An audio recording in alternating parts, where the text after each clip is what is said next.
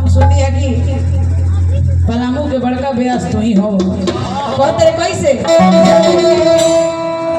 इज्जत तो सुनीला ब्यास हो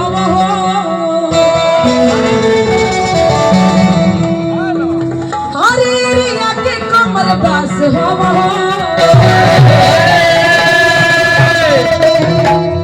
हर की बातों के बटुआ अरे हई सुतरी के डोरी की बातों के बटुआ हई सुतरी के डोरी। लेकिन सुनो पलामू के धरती हो। हाँ यहाँ सब कोई सम देखेला सुर देखेला लय देखेला हमनी के लय दिखाए लेकिन तारा सम दिखाए कैसे कि अरे धीरे धीरे कमर के अरे है धीरे धीरे कमर के तहिलई है गोरी धीरे धीरे कमर के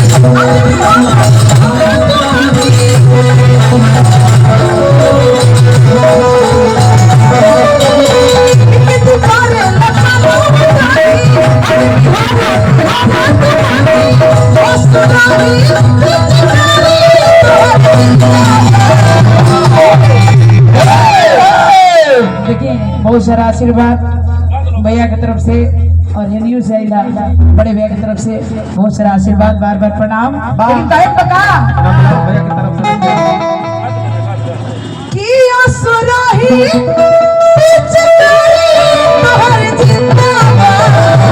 अरे भतीजा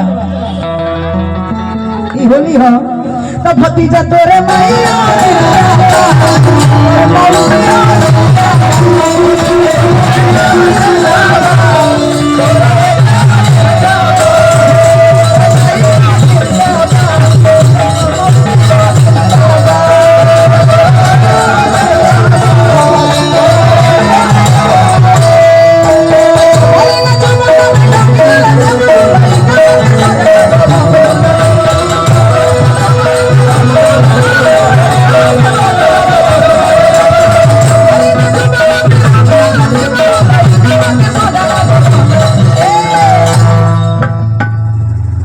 देखो कहनी है कि पलामू हो,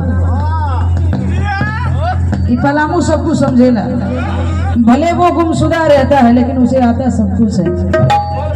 यहाँ पर वो नहीं चलेगा कि आप बहाने बनाओ और बात बात में इन्हें फंसा करके चले जाओगे, ऐसा कोई हो ही नहीं सकता है। कहना है क्या हो कि भोर होली अरे सुताए रजऊ,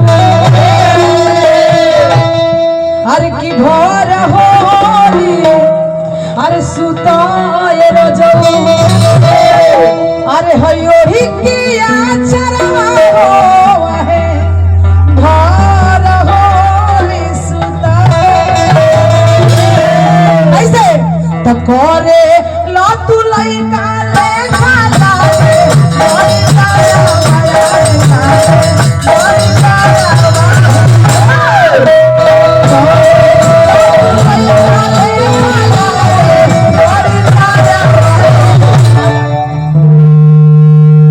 लइका लेखा करत है राम होते वो लइका बा, लेकिन जो है ना उनकी भावना बहुत सियाना है। ठीक है, कैसे कि भोर